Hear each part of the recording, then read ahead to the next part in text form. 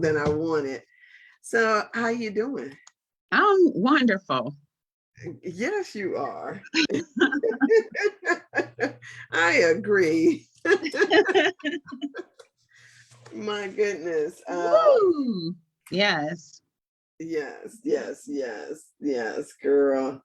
I was in here having me a praise fest, like, well, I like heard you. my normal. Wonderful. Yes, you are. I And heard you. okay, so let's see. This one is going. Okay, so for those of you who are, I don't know if anybody is joining us or how this is working, but as you can Or see, gonna work. oh, I'm on my phone and we're gonna make it do what it do. I don't know. I wonder if I switch this over to the side view, if that would Oh, ugh, it's certainly wider. yes, it is. Okay. Let's see. That is not cool. All right. While I play around with this and try to get this situated. So I was having issues over here because and my little stripe is all crooked. Which one is low?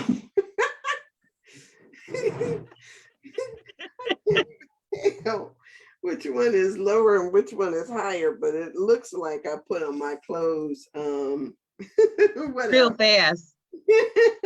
Yes, yes, yes. Anyway, But you were dancing. That's what that was. yeah. This morning. Yeah. So anyway, we're gonna make it do what it does and not get caught up because we are already really late. All right, so here we go. Good morning to each and every one of you. I am so glad. Hey, Ruth, so glad that you guys joined us today. My apologies for being so late. I don't even have all my lights on. All right. Can't really tell. Oh, you can't? Okay. Okay. There, we've got that. And let's see if I turn on this backlight here. Maybe I'll be able to see my book. So look, I endeavor to push through and get to talk to you guys about this next section of our book. I'm so excited. I'm so excited that Stephanie is here. Oh man, and I had something else that I wanted to share and I forgot to bring that in the room. I'm telling you, I'm all out of whack today. I don't know why. I don't know why I had such a good morning. And I got to look at this camera instead of at that camera, which is what I usually do. But my computer, for some reason, is telling me that my camera is not being my camera is not being engaged. And so we have to do it this way for the moment because I don't want to be crawling up under the desk trying to, and then if I restart my computer all over again, then that'll, oh, well, you know what, to be honest with you, since I'm on my phone, I could restart my computer, couldn't I? Can we hear you? Oh, yeah, you can turn on the volume on your phone. Well, I have to go and get my headset so that I can turn on the volume on my phone. I didn't see who that was, who that last person was that registered or that hit the like button, but it's all good. Welcome. Oh, you can see that. I can just see the like buttons Yeah. And when somebody hits like, it's like, how do I want to describe it? You can see it's like the icon comes on. So I could just tell. Okay. I know what Ruth's looks like, but I don't always know what everybody's like button looks like. So, Stephanie, so what's happening with you? What's happening with you? Nothing. I mean, everything is happening with me. Life is good. Working and digging this book. I've been through it 1,000 times, using a lot of the information here Uh-huh. recently with my family members. Going through some stuff, had some deaths and things like that. So it allowed us to kind of talk about this kind of stuff because my niece just lost her father, and so it just allowed me to dig into this information with her. And she actually opened up her book that I bought her for the creative writing book. And so Uh-huh. she's excited about that. I'm excited for her because she's an amazing writer. And I'm just glad that endings mean new beginnings. Okay. Yeah. That is, and it's funny. Can you hear me? Yes. Mm-hmm. Okay. Let's see if you can hear me if I do it. You have your mute on. No.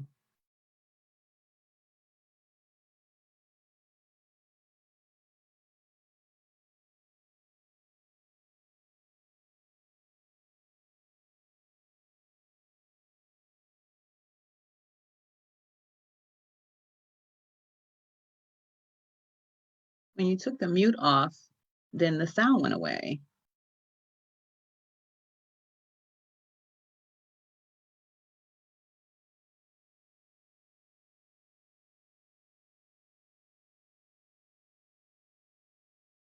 Sorry. You want to turn the sound on the computer? Okay, so I was trying to get it on this phone so I can restart my computer to see if I could get my computer going. And No, but for whatever reason, it goes mute on your phone. right, but Understand that. let me see. Let me start up my laptop.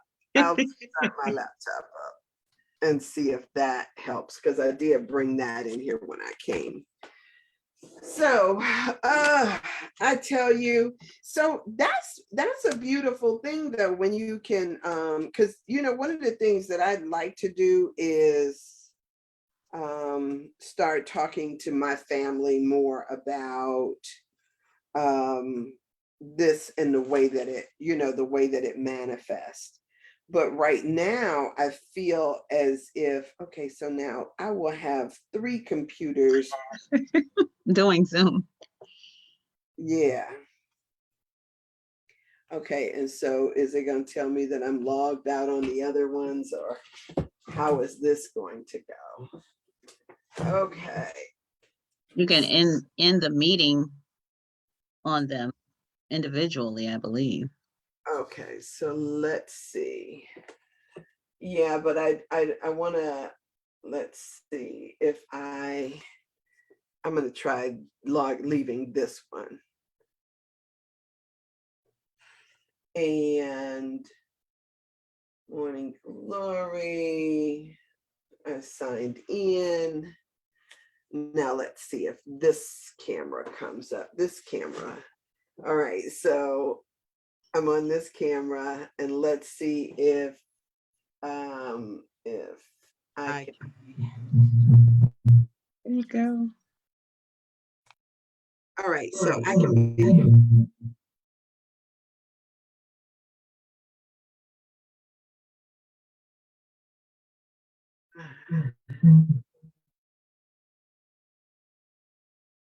There you are. Is that better? Much better. Oh, but I can't hear you now. Let's see. Why What? can't I hear you? Oh, because it's on mute. Okay, can you? Okay. Yes. I'm like, come on now. What's happening? Oh my gosh, this is so much. Okay, so I'm going to shut down this computer as I'm talking to you, and see if we can't get this one restarted. And you know, this one is kind of like my workhorse, Right. my desktop. So I I hate not being on here. Let's see, close all windows and yeah, but whatever the case may be, I'm on and I am happy to be here. And there is a part of me that wants to kind of like push through a certain section of this book today, or a couple of pages of this book, and talk about some things that that were brought up on these pages here. And then as we do that, I can then hopefully get into this story, the first story that he tells. But one of the things that he talks about in the, you know, yesterday, as we talked yesterday, what I noticed is I have issues with sometimes with print in books, right? And so I got this book, the same book, It Didn't Start With You, on my Kindle. And I was reading it off of my Kindle because I can adjust the print as large as I want to, or as Okay. small to. And so I hadn't highlighted in this book. And so I was like, oh my God, I can't do it on the Kindle unless I'm working off of the Kindle. I can't keep going back and forth. And so this morning I went and tried to, you know, flesh out the points that I wanted to make sure that I was making in this book. So yesterday was kind of like one of those days, like, okay, what am I doing? So now that I have my It Didn't Start With You by Mark Wolin in front of me, I am so thrilled. So that, And it's yeah, highlighted. so I can, yes. So I can do my thing. So here we go. So, you know, we talked a little bit yesterday about Freud and Carl Jung. And it was interesting because one of the things that they believed is that they said that the unconscious things, what we have in our unconscious mind remains like is is unconscious. And so what it does is it tries to resurface, it tries to come up, It does come so up. that we can make resolution for it, right? And so it says whatever is not conscious will be repeating out of what is called fate. Now, for a second there, I remember back in the day, I used to ask questions about what's the difference between destiny and fate, right? Between destiny and fate. We talked about this already when we were doing Yeah, Carolyn Miss. I think we touched on it a tad. Yeah. So, you know, there is a textural feel, if you will, this idea that there this idea that a destiny is something that we sort of aspire to. The destiny is what's possible. A destiny looks to a positive future, but fate almost seems like something is you were fated to do something. But It like it my birth reminds is fate. Like the birth and the people that I came through, that's my fate. That they're my mother and father are it. That that is my fate. yeah, but fate has sort of a negative connotation to it, more so than destiny does. I think So that's by choice. No, like because my parents are my fate. Like I can't not have that be. They are, and that's not a bad thing. okay, okay, or maybe you were their destiny. No, they did not plan for me. I am their fate. They were 15 years old. I definitely am. I can say, okay, so tell me, how does this feel? Um, I was destined to meet you, Yes, or I was fated to meet you. I think I don't know, because I feel destiny is what we do to move our future forward. I think it was fated. I didn't plan it. I did plan to come to Agape.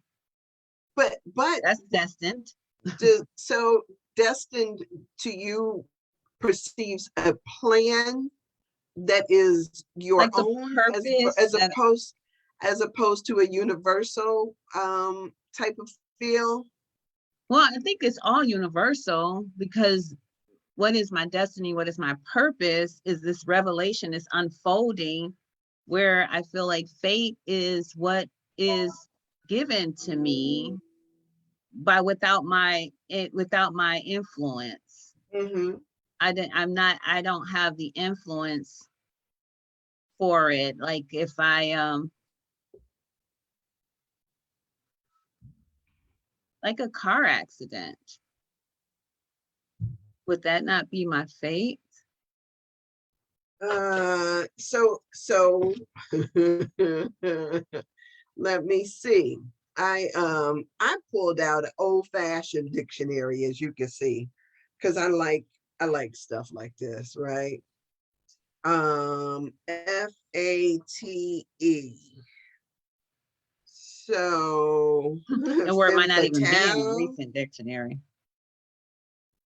I'm sorry, what might not even be? The word fate may not be in a modern dictionary. Does anyone use that language anymore? Okay, so fate, fated, fating, fortune, lot, destiny, divine decree, or a fixed sentence by which the order of things is prescribed. Ooh, I like that That's verbiage. good. A fixed But they're using destiny. sentence, right? They did. Fortune, lot, destiny. And then it says divine decree, or a fixed sentence by which order of things is prescribed. That which is inevitable, predetermined destiny, a prophetic declaration of what must be, death, destruction, or ruin. To predetermine as by a decree of fate, destined, now only in the passive, to the idea of fortune, usually adverse, which is predetermined and unescapable. The three words are frequently interchangeable. I'm sorry, this print is really small. I need to find wonder where I have a magnifying glasses. I feel like a really old person when I say that I need a magnifying glass, but I usually have one close by. Where is it? Anyway, it's gotta be right somewhere. Anyway, so the three words are frequently interchangeable. So this idea of fate, is it fate, destiny? The idea of fortune, usually adverse, which is predetermined and unescapable. The three words are frequently interchangeable. Fate stresses the irrationality and impersonal character of events. Oh, damn, I got a magnifying glass on my phone. So all I got to do is hit it 3 times.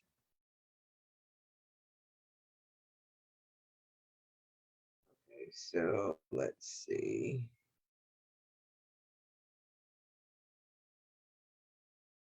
I'm sorry, y'all. I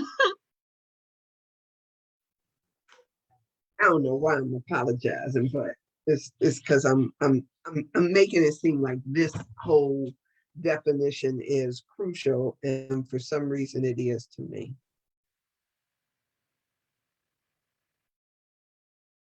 Where are you, word? All right. Right now, go down out of my way. Yeah. Okay. I don't have enough room up on this desk now for some reason because I got this Got laptop. that laptop up there. Mhm. Yeah. Okay. Um, so fate, destiny, referred to an idea that stresses the irrationality and impersonal character of events. Um, Destiny emphasizes the idea of an unalterable course um, of events and is often used as a propitious fortune. No, a propitious fortune. A man of destiny. It was his destiny to save his nation. Doom, especially um, about a destiny or fate. He met his doom bravely. So I guess for me, right, what I have always thought of is that there is a difference between what's destined as if it is positive and then what is fated, which I have perceived as, somebody, going through something that was their doom. So I probably wouldn't have used like, oh, they were fated to have you, because I think that there is like this wonderful thing, like they were destined to have you. Like almost like Jesus was destined to be born, right? Yeah. Destined to be in this world. And so I wouldn't say that the world that he was fated to be in the world, because that would imply something to me that comes across as negative, Okay. right? So, but here it says, whatever is not conscious, we experience as fate.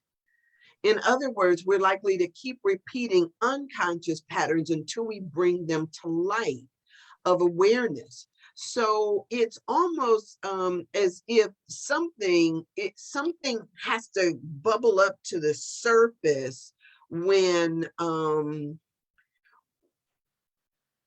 it is something that is unacknowledged.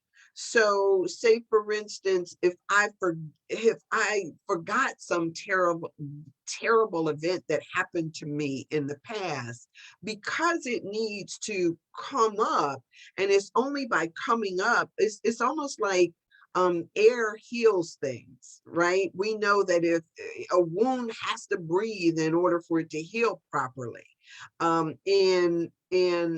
In vegetation life, it almost has to come up to the sunlight in order for it to grow. There is this healing that happens when things are revealed. Mhm. And so when something happens to us, it's as if it's destined to come up to the surface, because only by coming to the surface can we truly release it. So in when I went to Vipassana, when we sat for all of those hours on end during meditation, what they told us to do constantly was these body scans. And we scanned our body like in a mental kind of thing. We scanned the surface of our bodies going down each and every time, looking for what they talked about was looking for feelings or sensations in our body. And these ideas of feelings or sensations, they would say, is Sankara. So I don't want to use it as synonymous with being sins or something, but it was something that needed to be healed. And if you come across something, it's like to focus in your attention onto it, to ask it what it's trying to tell you or why it's here, that feeling. And so that was what we learned and what we were taught in that form of meditation. But of course, there are other forms of meditation that people do that don't involve this scanning our bodies constantly. But if you could think about, just like we search our minds for things that we haven't released or things that we haven't forgiven, we are also searching our energy when we're sort of searching our aura, our vibration, what we perceive to be our skin. Mm-hmm. We're doing the same kind of thing. We're scanning for things that might need to come up for release. Yeah, and we all have Sankoras. They're always there. They're Miguel Ruiz says that their scars, that's what they're called. They're scars, they're pain bodies, as Eckhart Tolle would refer to them. They're scars, and we all have them, and they demand attention when they're touched. They're triggers. And that's one of the mindfulness modalities, is where are you feeling this at? What's happening to you when this is happening? But people sometimes aren't aware that the body is reacting at the same time that our mouths are moving. We're having a discussion about the traffic, and there's another part of us that's actually radiating, most times shoulder, stomach, that's being impacted by those scars. Yeah. So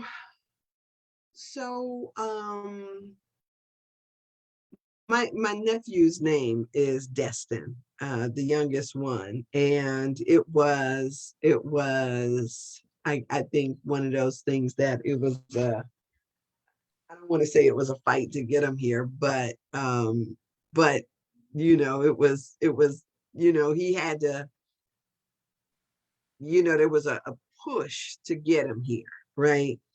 Um, so destiny, it says here in the dictionary, I want to switch back to this because it's got a much shorter definition.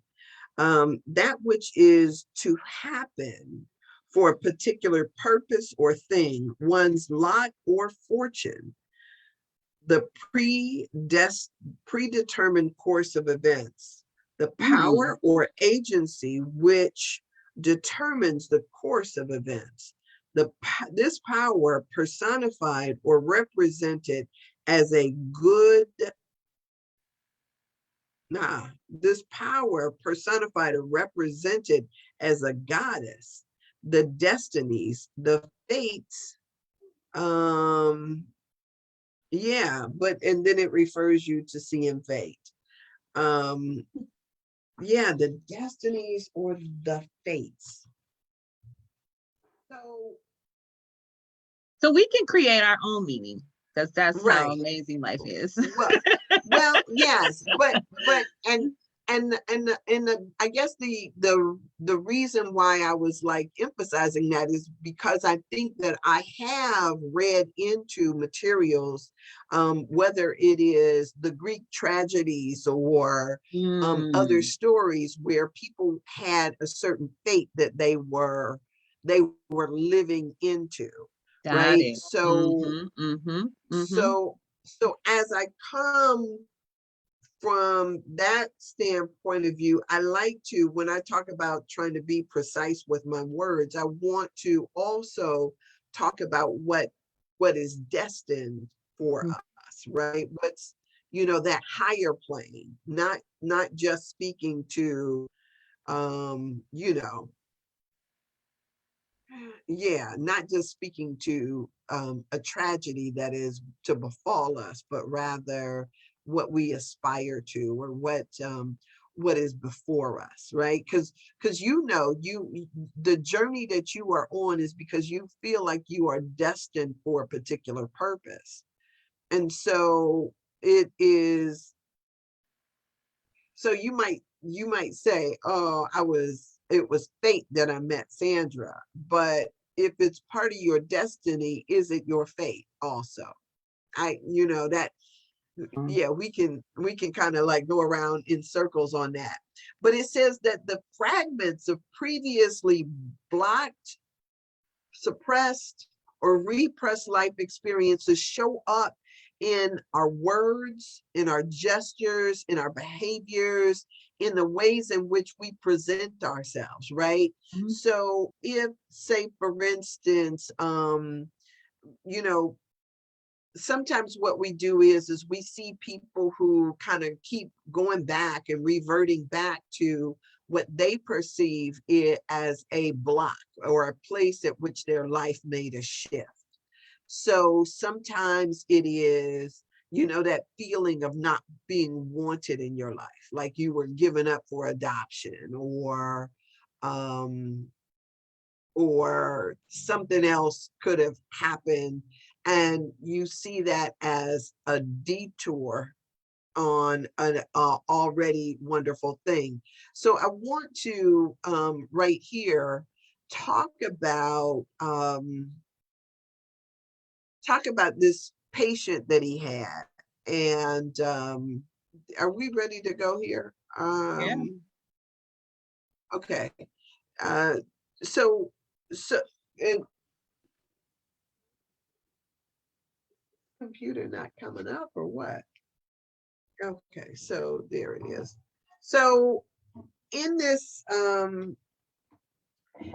thing where he begins talking about this, he talks about how, and I think we talked about this yesterday too, about how sometimes during a trauma, if we experience trauma in our lives, sometimes that trauma renders us unable to talk about it. So say, for instance, there is something that very tragic has happened to you, and your mind wants to block it out, right? Your mind, in a self-protective mode, it seems, wants to block out the events that happened around it.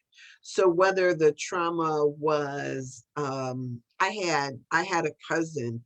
I don't know why I'm telling y'all this, but I had a cousin who, this is years ago because we were younger.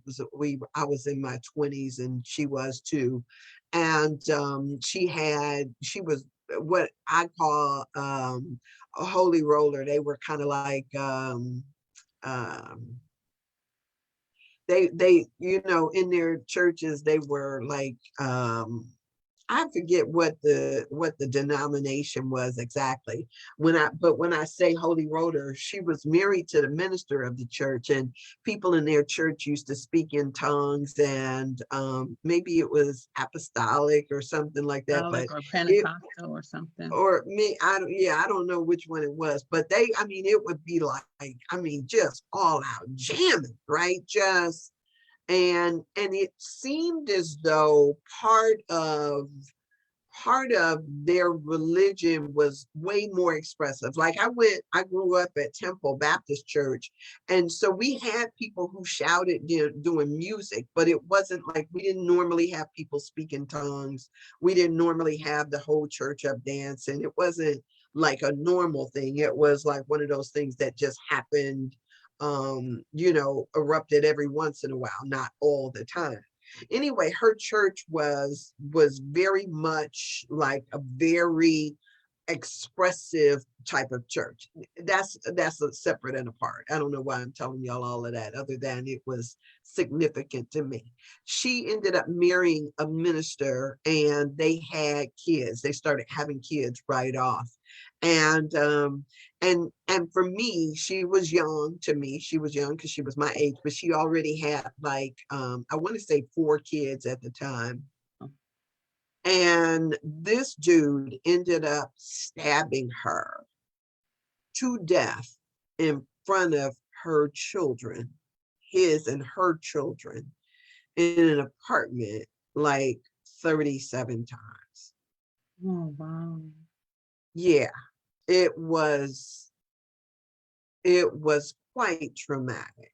Um, Her mother Mary ended up getting the children, and they moved from where they were living in Indiana at the time. They moved back to Chicago with her, and then she ended up relocating down to Mississippi with the kids. At the funeral, um, I saw the kids, and of course, they everything looks fine and normal, but they saw their mother stabbed to death by their father. I mean, they were in the apartment at the time it happened. And I can't even imagine what that trauma would do to a person and how they would process that later on in life. Right. For the rest of their life. Right, right. And sure enough, those things, and it happened here. It happened, oh, now I can't even think of the girl's name. Right up on Chagrin. It happened right here in our own city.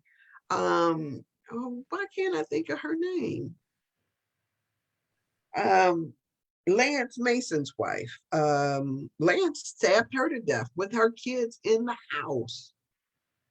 And it's, and you're just like, oh my gosh, how do people, what happens to a person after something like that occurs? So it's, at the time, you may be unable to express the feelings around it because it is something that is so traumatic, but that still there is this desire for it to come forth, for it to express itself, for it to have resolution in this. And even then, the same is true for the perpetrator, because the perpetrator is also acting out a trauma and acting out a trigger that went unchecked and undiagnosed. Right, right. And so, yes, there's always two sides to that. And it's not just the person who feels as if they are being victimized that is at, or what we perceive as the victim of something that is at. I'm still trying to work on that. That's funny to me.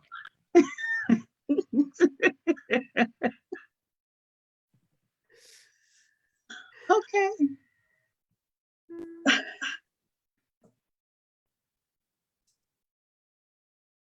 Isn't that crazy? Okay, so, hi, am I here? You are. It's three of us, two of you here. I don't know why your other one didn't shut down. Okay, all right, so let's see. I'm just gonna hit this and close that, and then that other one will fall away in a second. That's crazy, I know, but my goodness, it felt kind of weird. It felt kind of weird to me to have that that side of you like that. Yes. Although I mean, I didn't mind the view. It was that, I wanted my book in front of me. I wanted to be able to have my stuff like I normally do. It's just a creature of habit. So whether you are from his perspective, from the perpetrator, or the person who has met their demise at the hands of a person, there is still this need or this desire to have some kind of resolution, or to have to be resolved, to bring it to the surface so that healing around something can occur. And so that's what, when they're speaking about that, that's what it seems to me to be the great point is that they were speaking about it. Years ago, I was watching Oprah. This was back when Oprah was still running through the audience and, taking around the mic. That's how long ago it was. But she was running through the thing, and there was this woman who stood up and said that she would have nightmares and memories about things that happened during the Holocaust. And it was because one of her parents was involved in the Holocaust, or in the enslavement of, or not enslavement, but in basically We're the captured and extermination of Jews, right? And so she didn't know that her father had been active in that, but it was something that was needing to be expressed. And so she said that she was having dreams and all this other kind of stuff. And until she got that information about her father working in those camps, she didn't understand it. And so sometimes, we don't know what another person is experiencing, or the ghosts that come up to haunt them in their lives. We don't know all of that stuff, but it does show up. It does show up. So, so a lot of times we are at a loss for words. We have a hard time remembering stuff, and there is a lot of stuff that inhibits our ability to express. But now he tells the story about a young man who came to visit him in his office, and of course they changed the names in here to protect people's identity. But one of the things was this young man's example. He says that this guy named Jesse came to see him in his office because Jesse showed up, and Jesse was looking like he was just spent, like he was exhausted. He says that Jesse had been a star athlete, right? Not only had he been a star athlete, but he actually got a scholarship to college to go and play baseball. But when Jesse turned 19, Jesse became unable to sleep through the night. He had insomnia. So as Dr. Wolin started having a conversation with him, trying to figure out what was going on with him, he said that all of a sudden he woke up one night freezing cold. He was cold to the bone. And he says, and he got this fear that if he fell asleep, something terrible was going to happen to him. And so he said that he ended up forfeiting his scholarship because he couldn't get a good night's sleep. You can't think right when you can't sleep.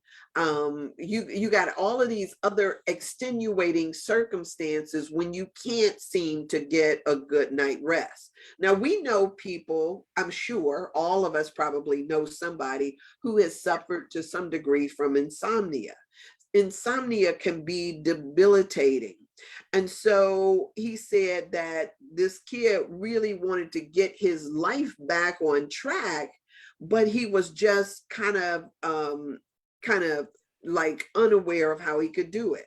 So what the doctor did was he was really this is all about the listening, and he talked about language that we've already talked about before. And so he said that that on his 19th birthday or thereabouts, he woke up at 3:30 in the morning, freezing, shivering, and unable to get warm no matter what he tried to do. Now he's in his house, he's in his bed, right? But yet and still he's freezing, shivering, and unable to get warm. And it says he was seized by fear. So and so this idea of being seized by fear was like, okay, he has a fear that if he fell asleep, that something terrible was going to happen, that he might not wake up. And so he, no matter how hard he tried, from then on out, he was just not sleeping. And so he said, as he listened closely, he started to pick out the words that seemed to characterize or encapsulate what it was that was keeping him awake, right? Freezing, the fear of that something terrible would happen, and yeah, and that was what stood out from him. Extremely cold, freezing, those types of things.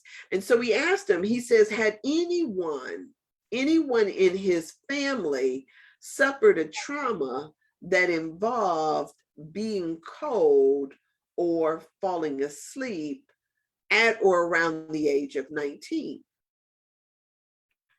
So, it was like, can you imagine, like, if these are your things, and somebody ask you these questions, it's like Jesse was like, oh my gosh. He says, my mother just told me about an uncle that she had. So this was her uncle, so it would be his great uncle. He says, my mother just told me about an uncle that I had, her father's older brother, who he did not know, but was only 19 when he froze to death. Apparently, he lived in Canada, and he was working for the power company, because it says that he was out checking some wires in the midst of a blizzard. And it says that, he was, from when they found him, they said it looked like he was struggling to get back to, I don't know if he was trying to get back to his truck or get back to someplace, but it says the tracks revealed that he had been struggling and apparently lost consciousness from hypothermia. And that he was found face down in the blizzard, after the blizzard, where he had lost consciousness and died out in the cold. He says now, here it is 3 decades later, and this great nephew is now experiencing the same symptoms and having this fear of, oh my God, I can't fall asleep, I'm freezing. That same fear was now cropping up in Jesse and not allowing him to sleep. But now here's it says that once he grasped that his insomnia was the origin, insomnia had its origin in an event that had occurred 30 years earlier, he was finally able to understand and explain this fear of falling asleep.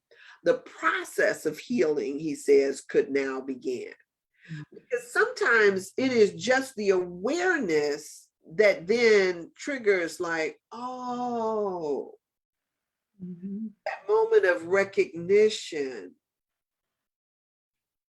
Oh, Yeah, now I get it.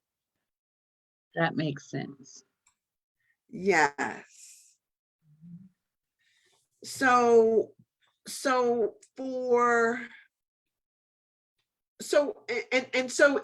really interesting, because before then, it's like just, and this is one of the things I always say, that why is overrated. But in this instance, the why is exactly the reason why this is coming up, right? This is coming up. And it's almost like, I don't want to say that I guess I could say it's almost like the ghost of his great uncle was saying, don't forget about me. That, that there is this trauma that was experienced and it needs to be expressed. Can you imagine how many of our ancestors are in that same kind of vein? Whether they jumped over the board of a ship in the Middle Passage, or died at the hands of some lynching, or some other something, right? There is trauma that continues to bubble up to the surface that needs recognition and attention. Yeah, and also I think that there are gifts and assignments that need to be fulfilled too. And so when we bury people and bury their gifts, what we imagine that we're burying their gifts. Because when I read that, I thought, yeah, like he probably has more work to do, and it would, you know, the work that I would do as his clinician after we did some healing is to find out more about this uncle. What did he like? What was his favorite color? There may be this connection that is him, the assignment, some call that was him, that was his uncle, that this child now has a proclivity to move it forward. But in knowing them, because sometimes when you have a destin or a call to something and you feel like I'm the only one around here in my family that wants to do this or that likes to do that, but it could be a call that was one of your ancestors' call that can give affirmation to it, and affirming validation is the word I'm looking for, to Mhm. a gift as well. Yeah. I mean, yes, to a gift and to a tragedy, whatever that may mean, right? Sometimes when it is unexpressed, if we come here and we're destined to something, that something is looking still for an outlet within our lineage. And so, if it is looking for an outlet and you are on the scene, it could be yours to do. Mhm. So he says that tragedies vary in type and intensity. So it can be abandonment, right? It could be a suicide. It could be war. It could be the early death of a child or some other person in the family, a parent, a sibling, or it can be someone who is close to that family that Right. It is, doesn't have to be a bloodline. Yeah. yeah, that had to have some type of expression, something expressed through it. So and so he says the shock waves of some of this stuff happening, some of these tragedies can go on from one generation to the next. It could just have a cascading effect looking for an outlet. And And so, looking for acknowledgement. yes, to be brought to the surface, to bubble up to the top, right? And so he says that a lot of times when we are exploring these things as if they are traumas for us or something that we need to work on, he says it helps that we look at least 3 generations back, Absolutely. Every at least. time. Yes. And so if that's the case, I mean, for many of us, 3 generations back puts us Hmm. right back into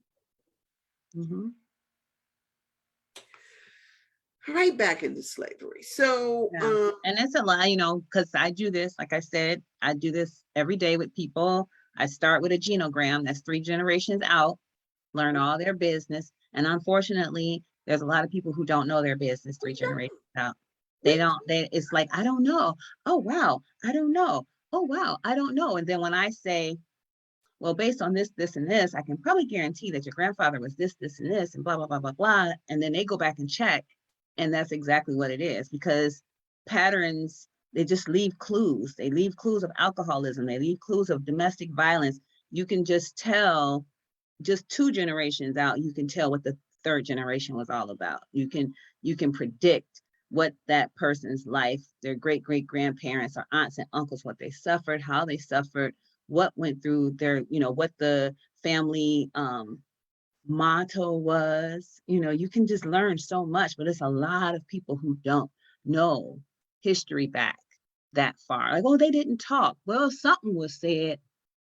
Let me just tell you that. I can tell you something was said, because if so and so is got bipolar and depression, and there was something that was said that wasn't said. And it's a beautiful experience, but it's also an aha moment, because the ghosts don't sleep.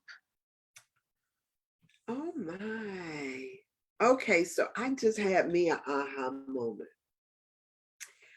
My father's mother, which would be my grandmother,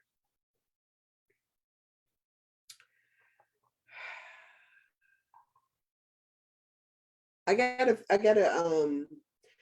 look up and see what year she died in, but she was not, she had she still had babies, right? So she was a young woman, Mhm. right? I don't know, I can't tell you right off what her age was, but I'm pretty sure she was, if not in her 30s, she was probably pretty close to it. She was killed she was walking home at night in Mississippi. And you know how we talk about, I don't know if you've heard me talk about Mississippi darkness. I was gonna say no street lights. Yeah, Mississippi darkness is you can't see your own hand, Mhm. right?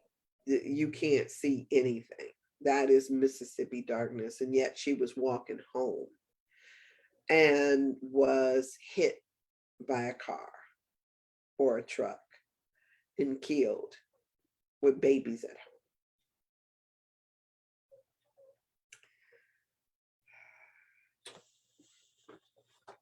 And that's a whole, there's a lot around that too, that was extremely traumatic for all of them, right? For all of them, Yes. extremely traumatic. And woo, that's a lot to And unpack. how many children were there? There was 9. And so there's 9 narratives, and children do magical thinking. So there's 9 narratives and 9 possible shames, 9 possible blames, and then they have children, and then they do whatever work they do to protect and to nurture that shame and the blame and the fear 9 times, Mm-hmm. right? Mm-hmm. Yep. Yep. Yep. Yep. Yep. Yep. And Yep. whatever sorrow they had to deal with or concerned with the parent that remained or the grandparent that remained. There was all that to hold on to too. These are children. Yes. Yes. Yes. Um, yes. And the blame that, that yes, her husband bore, the kids, and as well as, the older kids ended up taking care of the younger ones.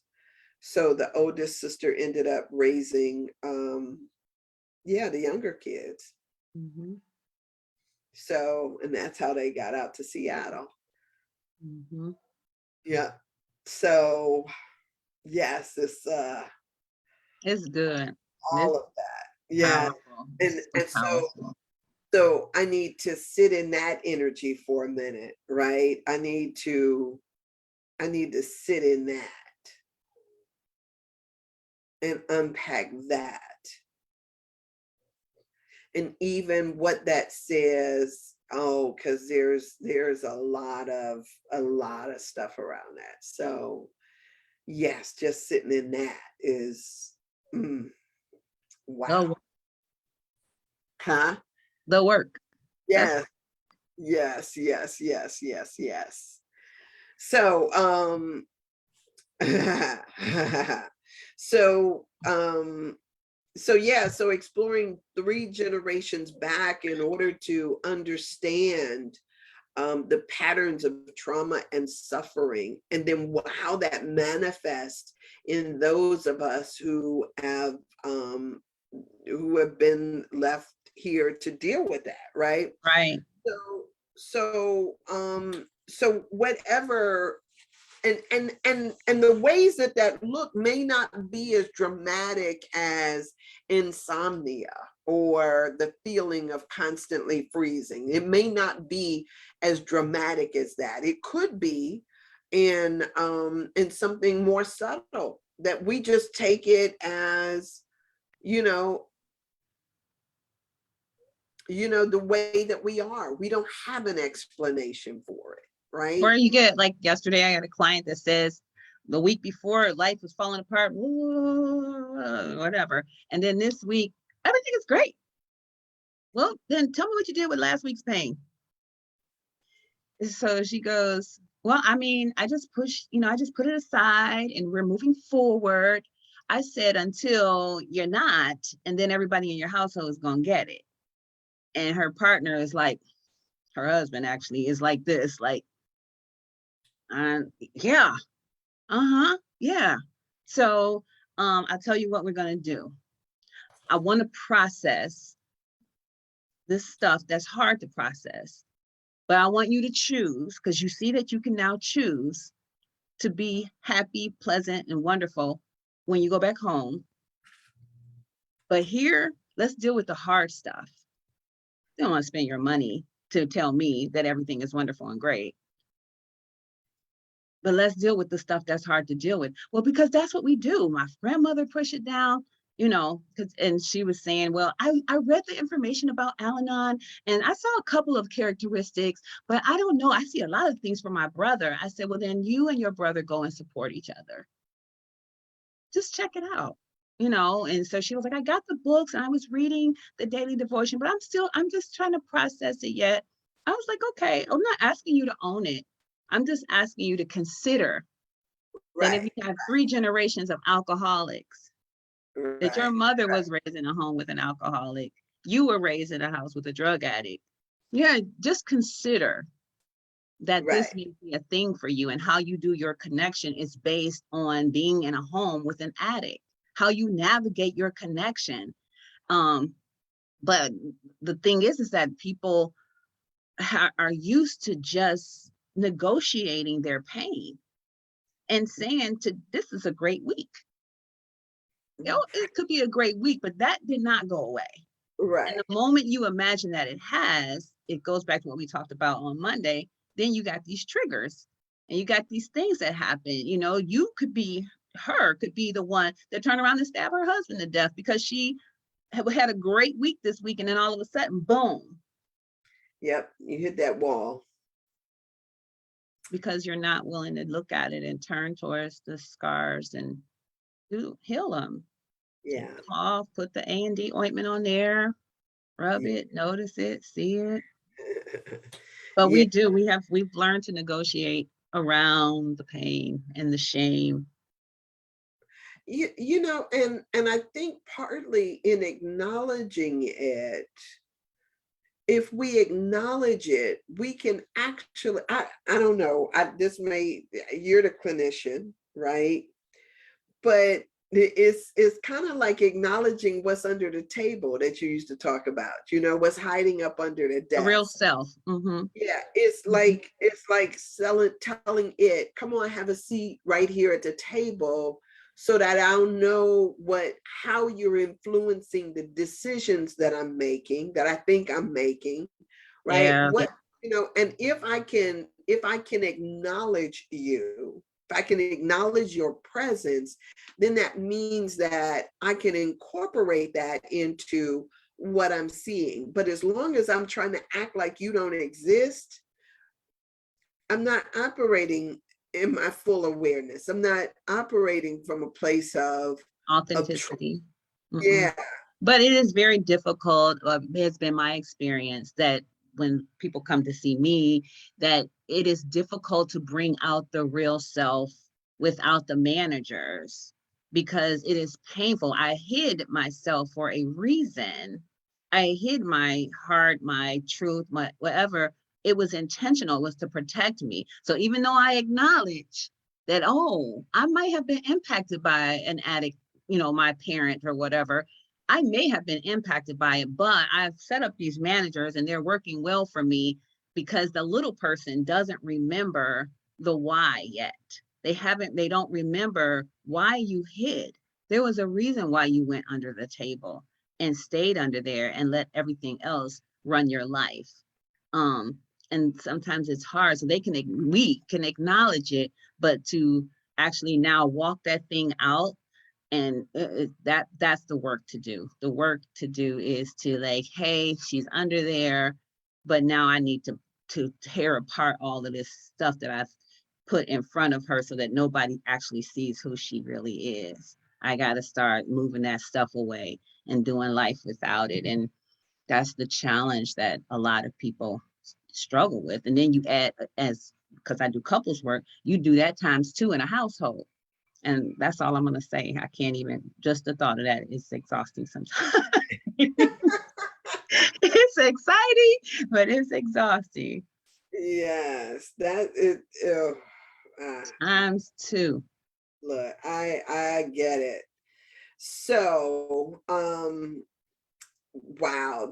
I mean, this has been eye-opening for me. Good work for me For too. me, For me too. As right? I live in my generation, I'm living with my people, and it's a beautiful thing that I can see and have compassion. But a lot of stuff makes sense about my own journey as I'm watching and talking and discussing their journeys today. Mm. Wow, wow, wow. And you know, and it's so interesting because yeah, it's interesting. It's so interesting. But I we mean, get to do this. and I just wonder, like, with the awareness, yeah, with that awareness. Okay, so um, then how does that change present day stuff, right? So say for instance, Mm, I know plenty of women who don't date or are not in relationships because they have trust issues, right? They are always worried and thinking that somebody is cheating on them. mhm. And, you know, it becomes a full-time job just protecting what they perceive as themselves based on this idea that somebody would be unfaithful. Mhm. And acting as if it is a make or break deal if somebody was to cheat. So just try to enjoy life and end the deal, but it's not that easy, is it? Yeah, but is that so one, is it a deal breaker? Right, Right? Is right. it a deal breaker? Two, is it something that if it is impeding your ability to be present? Open to stay open. Yes, yes, yes. It is it a good use of your time, attention, energy? No. Um, so there's a whole lot of a whole slew of questions that can be asked. And then even, is this my stuff? Right? Is it my stuff? Is it my stuff? Let's stop there. Yeah, Uh, yeah. I mean, because mhm. That's the question. yeah, sometimes it ain't. Hmm. Hmm. Yeah. It, yeah, let that land. Yes. Say la. Say a lot. Yes. Just rest and think about that. Yes, yes, yes. Is it your stuff? Hmm. Are It's we making powerful. somebody It's a else? Yeah, powerful question. It's a yes, powerful. yes, it really is. It really is. So, and then yes, yes. I mean, there's a just just ask yourself some questions once you rest in that question. Just begin unpacking that. That right there is just amazing. Is it Oh your, my goodness. That's hmm yeah. So so with that, we have gone, and I don't even want to say we went way over because we we stopped. didn't get started. Right. Um, I apologize for all the Yeah. technical difficulties that I had today, but thank you, Stephanie, for being so patient with me and all of this stuff. And I appreciate each and every one of you for your patience. But I Yes, really want to power through that story about Jesse, because I think that once we open up, once we crack that egg and start to look at it, we can look at it if we are going 3 generations back in our own lives, even just thinking about how we show up in our places, whatever that may mean, in our relationships, in our families, in our workplaces. It might not be your stuff. most of it. And if Mm, it's not, yeah, if it's not, how does that change the paradigm? How does that change what it is you do, how you show up, how you interact out of that? If it's not your stuff, how does that change? right. Yeah. Yeah. So good luck with that. I do beseech everyone who can get a hold of this to ask that question, because it is the question. It's the question. It's the question that people who leave for university. I used to say when I was in church. So you mean to tell me that I put all of this information into my kids and then I got to send them off to Babylonian schools for them to take everything away from them? That was my belief. Like, I'm gonna send my kids to Babylon now? What? But the reality is when they get to go to Babylon, they get to ask that question: Yes. what's mine and what's my parents? You Yes. know, and that's or my grandparents or whatever. So it is a perfect way of doing things, and we're not naturally encouraged to do that, because we're not. But I'm saying this day, this moment, taking that opportunity, giving you permission to ask, what is mine? Who am I? What is mine? And what is my grandmama's or societies or the schools or my neighborhoods or my neighbors' stuff, my Yeah. great grandma's stuff. Don't let the fear make you look away or keep you Yeah. stuck and you're unaware. Yeah. Let the light in, because it's got to come. Yes. It's Yeah. got to come up. So yeah, that's good. It's good stuff. All right, Ah, good people. Have an amazing Tuesday. Terrific Tuesday. terrific Tuesday is great. I actually did not see any comments come in, but of course I don't have all of my apparatus 100%. So if y'all said anything to us, Good um, morning and sorry. yes, Apologies. and yes, and amen, and boom, Yes. just whatever. All right, All right. Have a great day. great day. All right, y'all. So I am off of here too. I appreciate all of the patience, because this has been a crazy trying to get all of this stuff up and going. It was just it's perfect though, right? Because who knows what the purpose behind all of that confusion was. Whatever it is, I bless it and I release it and let it go. And, we powered through it. We got through the story about Jesse. We'll pick up tomorrow with some more information. Y'all, I had a aha moment for me.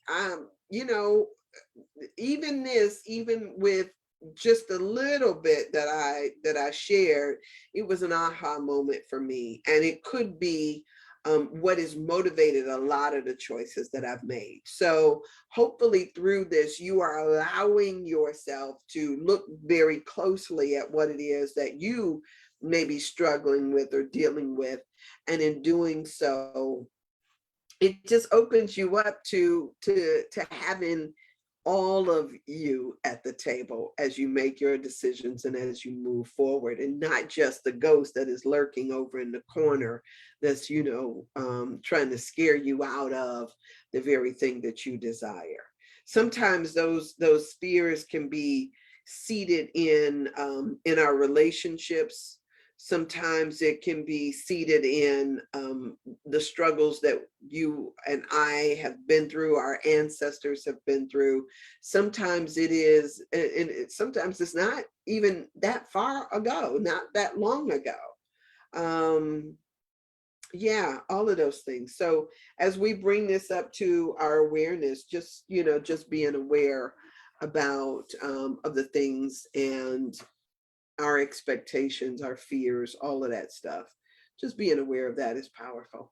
So y'all, I'm gone. I'm out of here. Going, get the rest of my day going. And thank you so much for being you and for being here and all that good stuff. I adore you. I love you, and I bow deeply to you. Well, so see you tomorrow. Um, I don't know if I say often enough that we are part of the one whole. We are all the isness in the allness that is this wonderful thing that we call God.